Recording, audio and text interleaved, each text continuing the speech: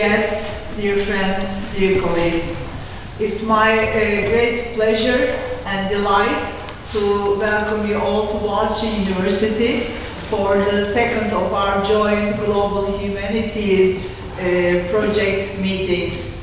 For us, it's a big honor to work with George Washington University and Al-Ahwain University on such an important and timely topic. It's my sincere belief that we will be able to continue our valuable discussions that we started last spring in Washington, D.C., and I'm sure we will discover new topics, new trends, and new challenges.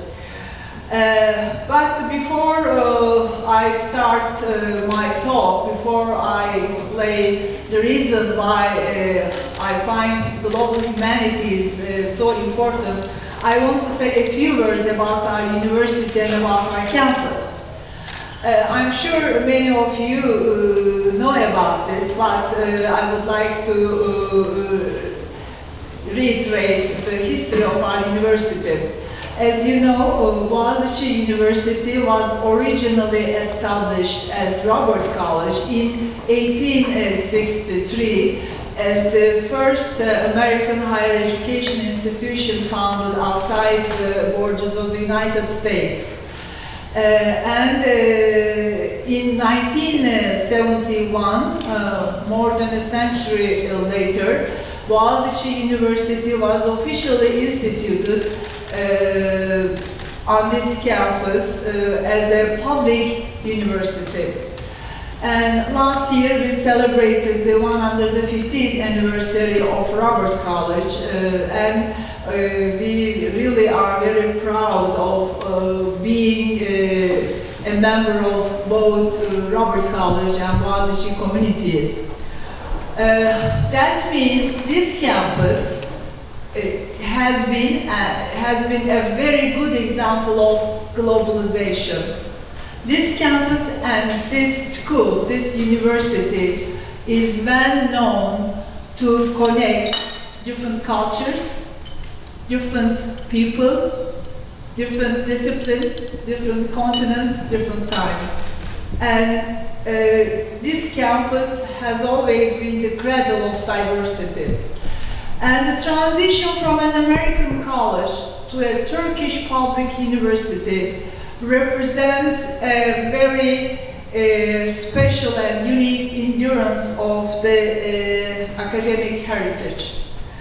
As you all know, Boğaziçi University has very successfully kept alive the liberal arts educational tradition that we inherited from Robert College.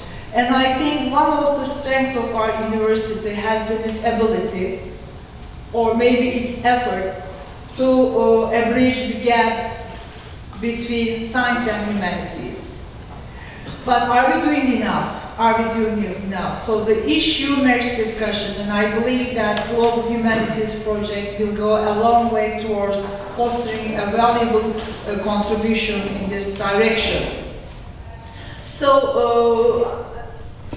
critical thinking, democratic rights, human rights, our commitment to academic autonomy are main pillars of this university. So I think you will enjoy your stay in the campus, and I hope you will be feeling this tradition still embedded in each corner of the campus. So we believe that this university is a good example of globalization, is a house for humanities, and it is everything to connect, to bridge diverse elements in the society. Well, I would like to say a few words about my personal approach to global humanities. And I would like to continue by calling your attention to an interesting survey of American employers conducted in April of 2013 by the Association of American Colleges and Universities and the Center for Higher Education Management Systems. In an attempt to assess employer priorities for higher education and student success, those employers that were surveyed were given the following definition of a liberal arts education. And I quote, "This approach to a college education provides both broad knowledge in a variety of areas of study and knowledge in a specific major or field of interest.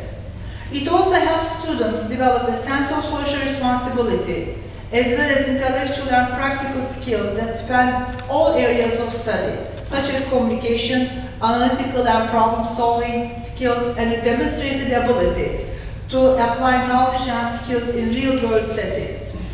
Following this definition, employers were asked, if you were advising your child or a young person you know about the type of college education they should seek in order to achieve professional success in today's global economy, would you recommend they pursue an education like the one described? 3 out of 4 said yes. Why is this survey important? I believe it is significant because it goes directly to the heart of the matter that we are assembled here to discuss, the humanities in higher education today. So global education is being changed and reshaped nowadays, and the role of humanities, the role of global humanities, I think is becoming more and more important. I think that's why we are all here today. The ability to adapt and flourish in today's ever-changing global world is based not on instruction in the specific jobs of today, but in the developing of long-term qualities of mind. Perceptiveness, the ability to put a received idea to a new purpose, and the ability to share and build ideas with a diverse world of others.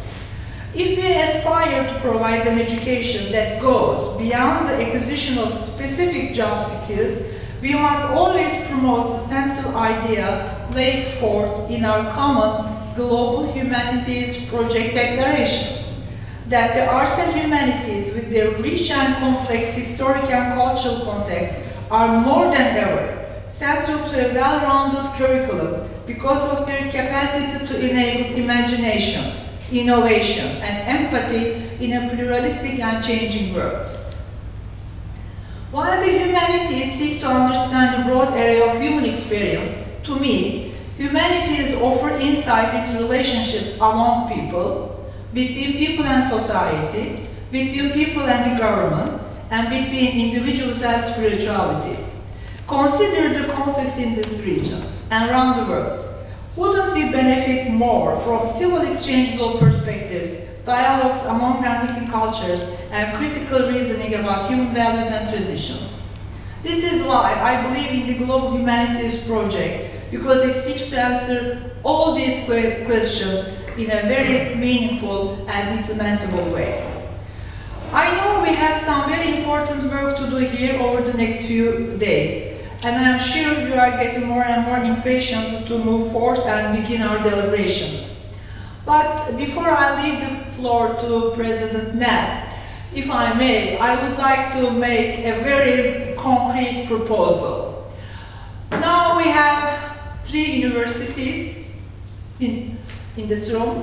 We have 3 nation-states, and indeed we have 3 continents being represented. So I mean, this is such a huge span of cultures. And we will have many discussions and deliberations during the next few days. I think we should do our best to develop a very specific program.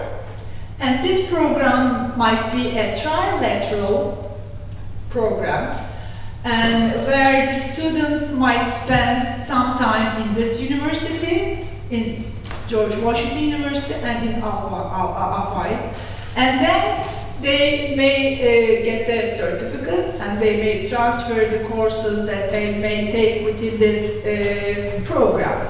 And this might be a summer course. This program might take, say, 8 to 9 weeks. So the students might spend several weeks during the summertime in these 3 campuses.